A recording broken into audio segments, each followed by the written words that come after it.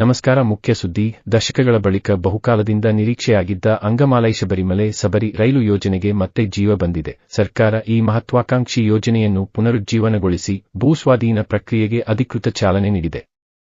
ಈ ರೈಲು ಮಾರ್ಗವು ಅಂಗಮಾಲಿಯಿಂದ ಏರುಮೇಲಿ ಮೂಲಕ ಶಬರಿಮಲೆವರೆಗೆ ನೇರ ಸಂಪರ್ಕ ಕಲ್ಪಿಸಲಿದ್ದು, ಲಕ್ಷಾಂತರ ಅಯ್ಯಪ್ಪ ಭಕ್ತರಿಗೆ ಪ್ರಯಾಣ ಇನ್ನಷ್ಟು ಸುಲಭವಾಗಲಿದೆ.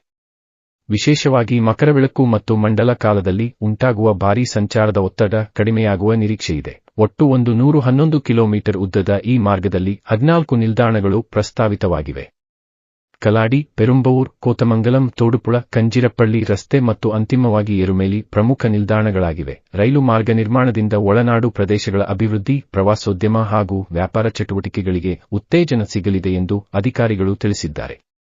ಭಕ್ತರು ಮತ್ತು ಸ್ಥಳೀಯರು ಯೋಜನೆಯನ್ನು ಹರ್ಷದಿಂದ ಸ್ವಾಗತಿಸಿದ್ದು, ಶೀಘ್ರ ಕಾಮಗಾರಿ ಪೂರ್ಣಗೊಂಡು ರೈಲು ಸಂಚಾರ ಆರಂಭವಾಗಲಿ ಎಂಬ ಆಶಯ ವ್ಯಕ್ತಪಡಿಸಿದ್ದಾರೆ.